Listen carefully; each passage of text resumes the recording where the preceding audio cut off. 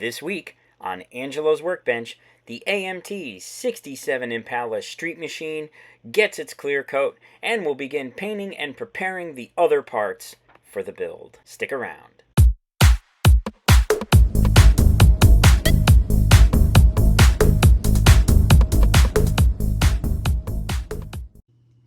Hey everybody, it's Angelo from Angelo's Workbench. Welcome back to the 67 Impala Street Machine build.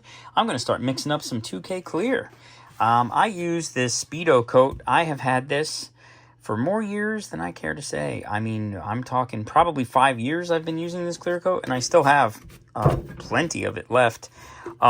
This will probably go bad before I run out of it. So what I do is I get basically 2 pipettes going. Now this stuff is caustic and stinks, so I'm going to go ahead and turn on the spray booth at this point so I can get some fumes going out. And this mixes up a 4-to-1 ratio, 4 parts clear coat to 1 part activator. I usually do a batch and a half, works fine for an entire car. So that's 2, 3, 4, 5, 6. So 4-to-1, I did 6. That's a batch and a half. So now we'll go ahead and put the lid on that because this stinks already. Stinky, stinky this stuff is. And I want to be very careful. I cannot tell you how many times I have spilt the clear coat in the spray booth because there is not a lot of room to move, especially when there is a camera in the way. So now I have fast activator. I'm going to go ahead and pop this open, hopefully. I always have trouble opening this because it seals up on this lid and gives me a hard time. So then when I'm turning it, it turns the whole thing. So I have to hold it with a wrench and then loosen it. So I will be right back after I open this. Well, I'm back. That was an adventure, to say the least. I ended up having to actually pry it some of the way off with a screwdriver. But it worked. So, and you can see all of the dried clear coat. You know, this is the activator. So now, I did 6, so I need 1.5 of these. There's 1. Now let's see, what's a half? I think that's about a half. Maybe a little bit more. Having a little bit more in there isn't necessarily a bad thing. It just might cure a little quicker. You can. Some people do thin this after you're done mixing it, and you would thin it with a lacquer thinner. I have gotten accustomed to shooting it the way it is, and I like the way it shoots, just the way it is. So now I'm going to mix it up just like this.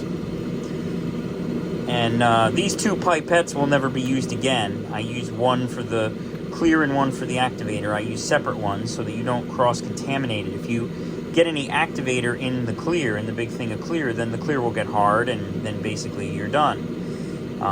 It won't work after that. It activates the chemical, and then the clear coat hardens. So, and you can see I'm kind of sucking some clear into the pipette and then blowing it in to the cup. That mixes it really well from the bottom. So now this is thoroughly mixed and ready to go. The only other thing that I will do to the clear coat before I shoot it is I will strain it. I have these filters. They're regular body shop filters. I buy them in bulk. They come in like a pack of 50 for $10, or so if I get 50 model cars worth out of it, they look like this. But obviously that's a little bit big for model building. So I usually just take it and I will just cut the big paper cone off. And now I'm left with a more airbrush sized version, and throw this away. And now that is ready to be poured into the airbrush through the filter, just like that. And what that does is that catches anything that might be floating in the clear, anything, maybe a dried piece of clear coat from that container fell into it. You would strain that out so that it doesn't get into your airbrush. Also, any dirt, specks, hairs, whatever, get that out of there so that it's not in your clear coat and doesn't land on your paint job. So, we'll be back in a second to start spraying. Angelo's Workbench is proud to announce this video series is sponsored by Angelo's Motorcycle, my other YouTube channel which focuses on motorcycle safety, gear reviews, motorcycle reviews, demo rides, motorcycle rides, all kinds of excellent stuff, anything to do with the world of motorcycling. So, and it's a really fun place. So come on and stop by. If you're into motorcycles, give Angelo's Motocycle, that's motorcycle without the R, Angelo's Motocycle, a try. Thank you.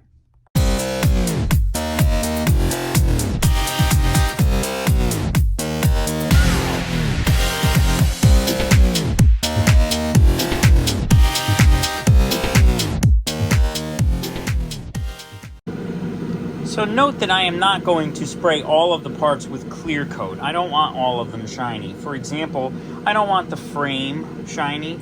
I don't want the engine block shiny. I want them to be the same color, but I don't want them to be shiny. I do, however, want the front bumpers to be shiny. I want the body to be shiny, of course. And I'm also going to make the firewall and the hood shiny. The dashboard is also not going to be clear coated. So now I am ready to begin. I've got clear coat in the airbrush. My first coat is going to be a relatively light one. There we go.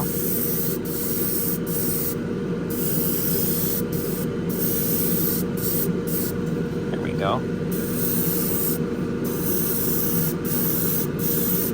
And now we'll let that cure for a few minutes.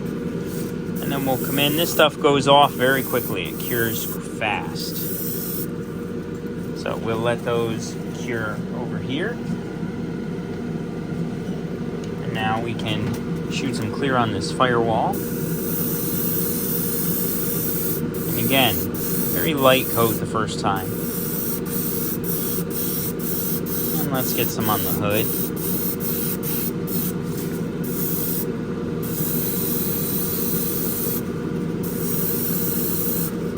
Go. It looks nice. And again, we're not looking for super duper heavy coverage on the first coat. I just want enough to wet it out, as they say.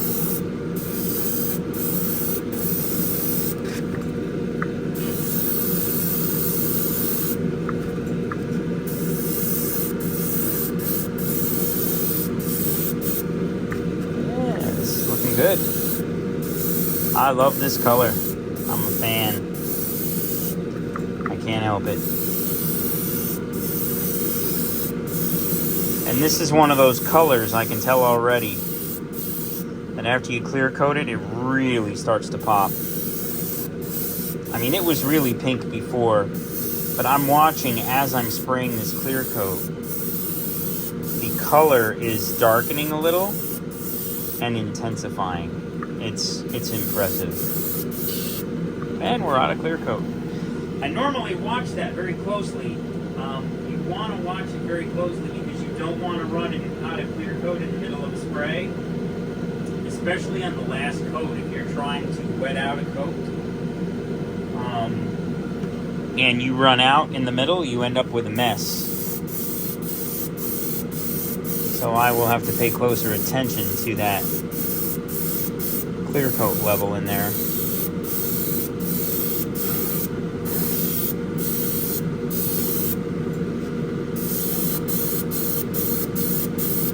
There, that looks good.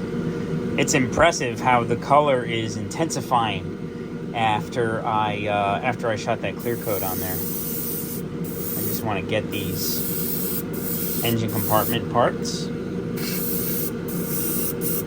There we go.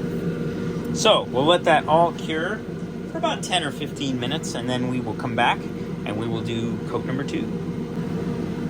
And we're back for coat number 2 of the clear coat. This coat I'm going to put on a little bit heavier. I'm going to wet it out. This has the potential to be our final coat. You don't need a lot of coats of 2K. This stuff goes on thick, and if you build up too many coats of the 2K, it starts to look almost like it was dipped in candy. And you don't want that.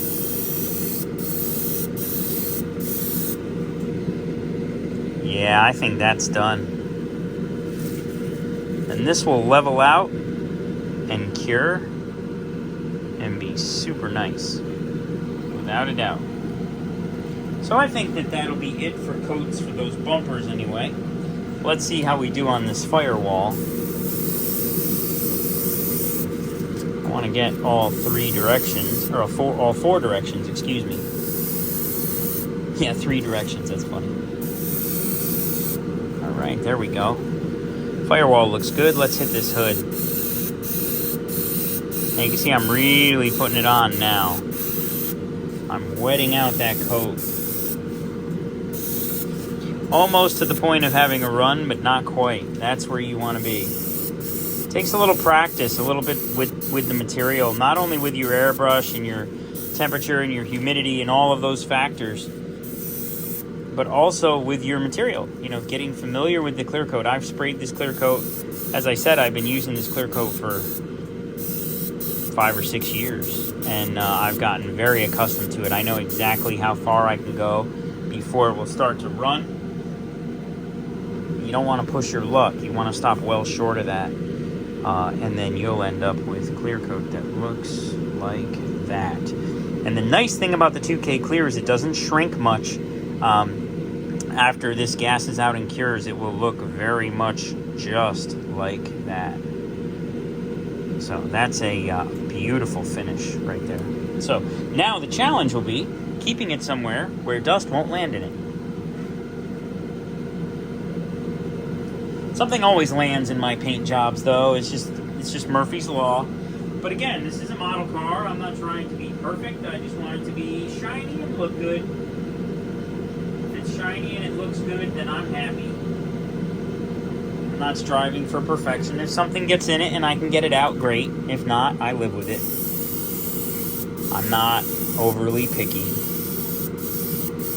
So I'm doing the same thing here with the body. I'm laying it on pretty good. I'm pulling back on that trigger a healthy amount, because this is going to be the last coat. So I'm wanting to wet this out.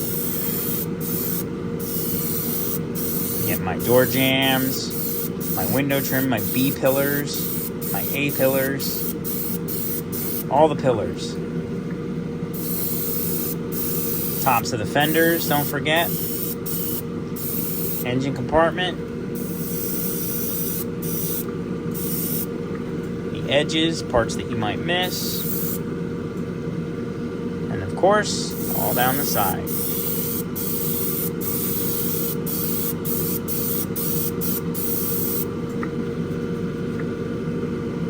And that is looking marvelous. There's that word again, marvelous. There it is. Well, you have to admit, that is pretty marvelous.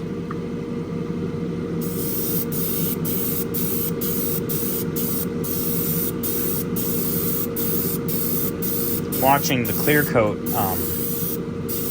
the subsequent layers blend into the first layer, and then come up shiny is impressive. It's interesting you can almost watch the chemical reaction take place with the clear coat as it bonds to the previous layer, smooths out and flattens. I love 2K clear. That's very impressive. That's a good clear coat right there. And I almost think that we're done. I think that we have a good coat. I'm gonna need some down here on the bottom of this. There we go. That looks good. See this side? I did it. I got the bottoms. So I'm looking the edges, I'm looking the center, I'm looking at all the panels, I'm making sure that they blend together. I've got uniform color, I've got uniform shine. I missed one spot right here on the trunk lid. There we go. And that is a finished product, in my opinion. Now it just needs to cure. And this is going to look like one awesome 67 Impala street machine. So let's go back to prepare the black parts for paint. Had to take a little break to clean the airbrush. Had a little bit of gunk in there. Took care of that. So I know that this is going to be black, actually both sides, because I have decided that the interior of this car is going to be black. And so then that means that the rear seat, the package shelf, door cards, the seats, they're all going to have to be black. And then I have this tray here that contains all of the black parts. Might as well just take that right out. There's some miscellaneous parts in here that are going to be steel. The rest of these are going to stay chrome. This one is actually supposed to be in the black tray. And what else? I've got the steel, I've got the silver, I've got the aluminum, I've got the shocks that are going to be whatever color I decide. I haven't decided yet. So that's all the black parts. So we can put this aside. And now we can get to work on these black parts. There's always so many that have to be in black. And that's why I keep a little thing of black paint mixed up and ready to go. So that I can just spray them. So I like to use a combination of these little sticks that hold parts. I like to use a combination of these and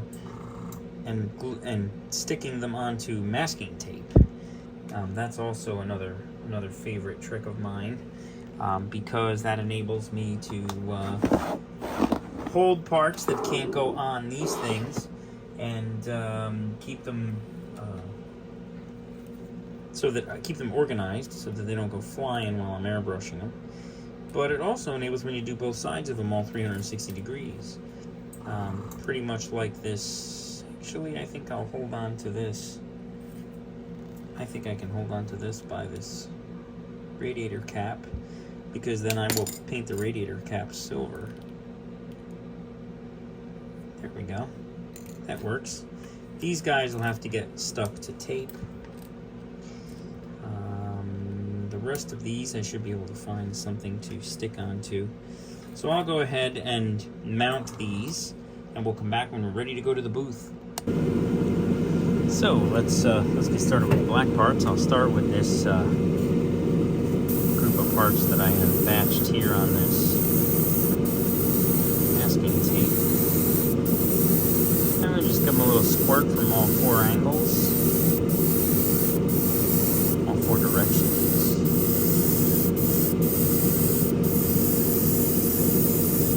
There we go.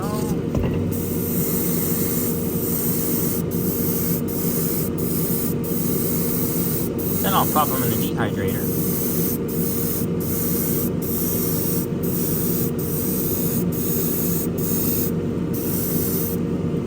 Let them cure for a bit.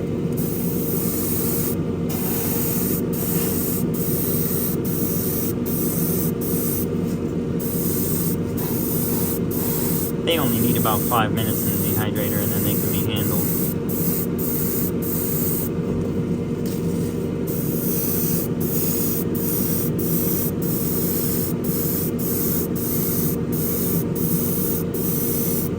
End up with pretty smooth coats doing it this way, pretty even coverage.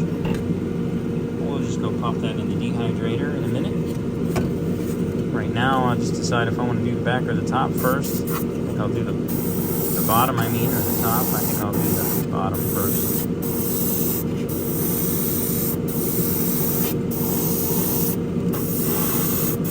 Make sure I get the edges. I'm not going to worry too much about that gas tank because I'm going to paint that a different color. Make sure I get the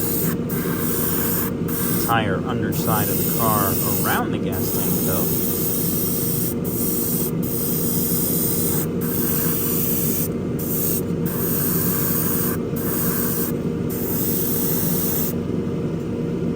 Almost out of paint.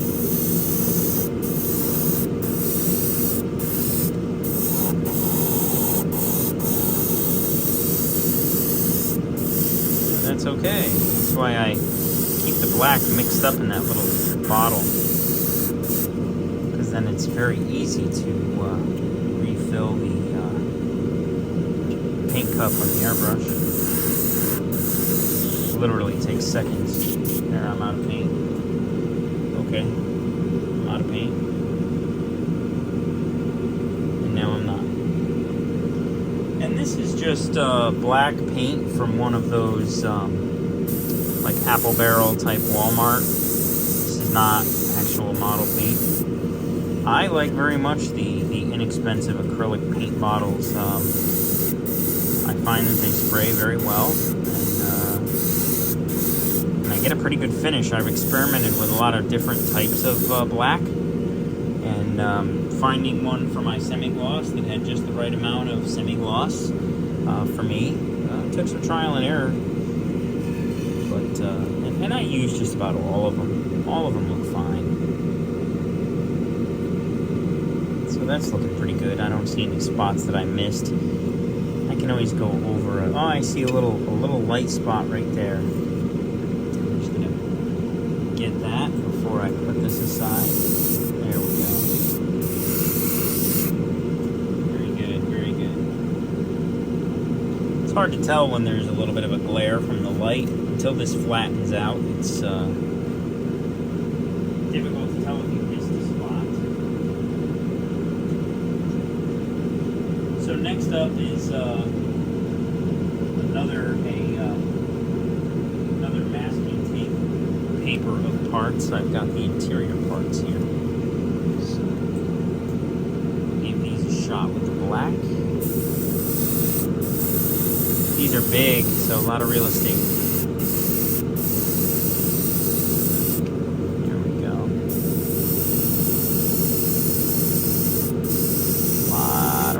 On these parts. This is where an airbrush really shines.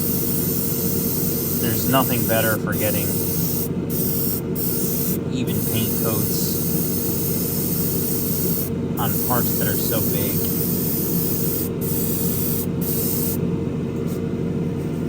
Yeah, that's a lot of parts there. A lot of surface area on these parts.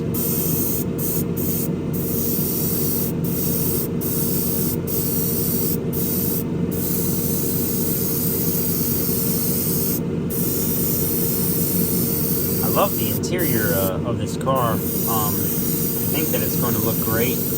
I'm contemplating some type of two-tone. Something to go along with this black. Because I don't want to just have the interior be a sea of black. I'm going to have some pink on the dash. I might like to tie the pink in on the door cards. Maybe have a little bit of magenta on the door card. Not a metal flake magenta, maybe just a flat. Like I could use the first color that I shot on the body. It's just a little accent, just a little bit. And of course, now that I've painted them black, that will be a little bit difficult to do. That will require some primer work. But it can be done. I just mark on that seat with my fat finger. Here we go. These guys are now ready to go cure for a little bit in the dehydrator. And then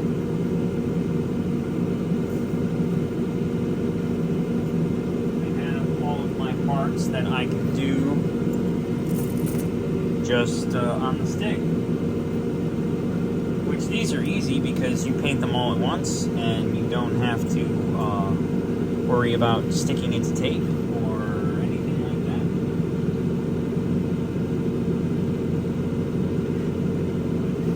You just paint them. That's it.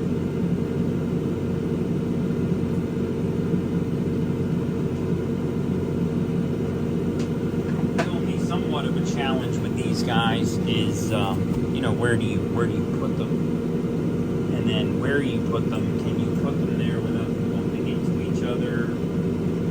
I use cat scratching pads that have the little holes, the little cardboard things, and then I recently did buy one of these, which actually things quite nicely. But this is an amplifier for the booming system that's going in this thing. Along with that big round subwoofer that was on the tape a little while ago. That's pretty awesome. Pretty cool extra parts. Not stock on a 67 Impala, that's for sure. Not unless they had a time machine.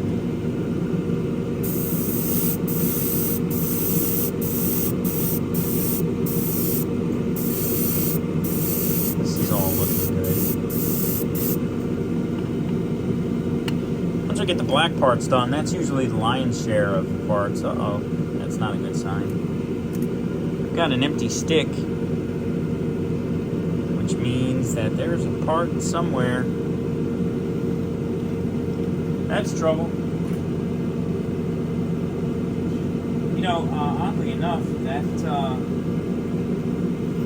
I've never had that happen before, where a part goes missing off of a piece like that. I got another empty stick here. What's going on here? Alright, here's one piece that came off of one of those sticks.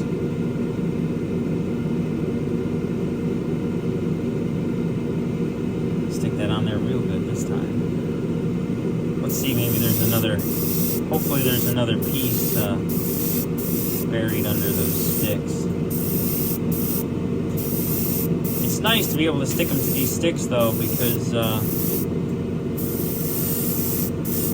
really do get a great finish on the parts this way. You get all 360 degrees all at once, and that really, whoa, what's going on today? I'm losing parts all over the place.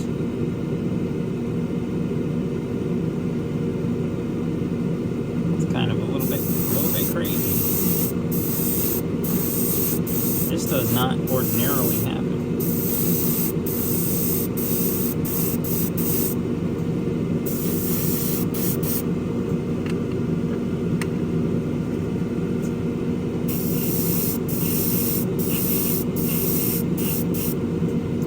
Because it's late.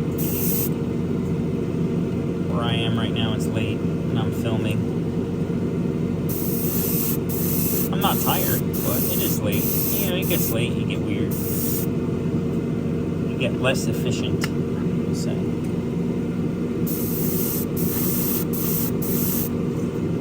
Maybe it's because I'm old. I saw a funny shirt this week, and I thought about buying it, and I still may. And it says on it, it's weird being the same age as old people. And I have thought, I think like that all the time. I still view myself as a kid, even though I am not.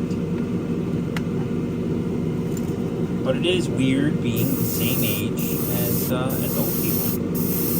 It's very weird.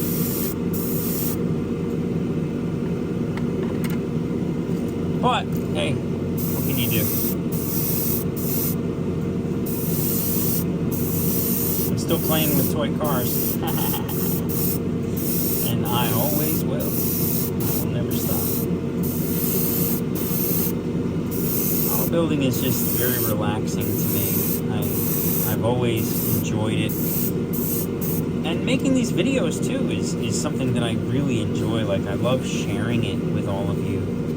And showing you what I do, and looking at what you do, and comparing builds, and it's just, I've said it many times in the videos that, you know, the internet has completely revolutionized our hobby, you know, with global collaboration and such, and it's just it's a wonderful experience. I've made friends all over the world. I've flown to places to hang out with people and build models and see their stash and talk about the hobby as a whole and where we think it's going and what parts we think are important, and sharing that information and feeding off of each other's creative energy. That's cool stuff, you know. Back in the 60s when people modeling was in its heyday, if this had existed, like, wow, I can imagine how things would have changed. Would they have been as good? I don't know. This hobby is ever shrinking. That is for certain. I recently started a motorcycle YouTube channel, and I've mentioned it a couple of times, and Angelo's Motorcycle is sponsoring this video series. And I will tell you that Angelo's Motorcycle is 2 months old. By contrast, Angelo's Workbench is approximately 12 years old, 13 years old, has somewhere around 11,000 subscribers. And my Angelo's Motorcycle channel gets more views each week than Angelo's Workbench. I've been doing it for 8 weeks. That is an amazing statistic to me. It tells me that there are a lot more motorcyclists than there are model builders. So that wraps up the black parts. I'm going to let the ones that are in the dehydrator cure and then get the other side of them, and then we will come back. I think that's going to be it for this week. We will come back next week, and we will go over the steel parts, the chrome parts, the aluminum parts, and then do some touch-ups, and maybe build the interior and the chassis, and get started putting this beautiful 67 Impala street machine back together. I hope you'll come back and join me then. Well, you've made it to the end of one of my videos. You never know what's going to be at the end. Look at this. Is it wet or is it dry? Ooh, it's dry. I love this clear coat. See you next week. And that's a wrap for video number 3 in the AMT 67 Impala Street Machine video series. Thanks for stopping by and watching. I enjoy your company. I hope that you enjoyed it as well. Feel free to come on back next week. Also, don't forget to like, share, comment, subscribe. All of that helps me out. And check me out on TikTok, Facebook, and Instagram. All as Angelo's Workbench. I look forward to seeing you all next week.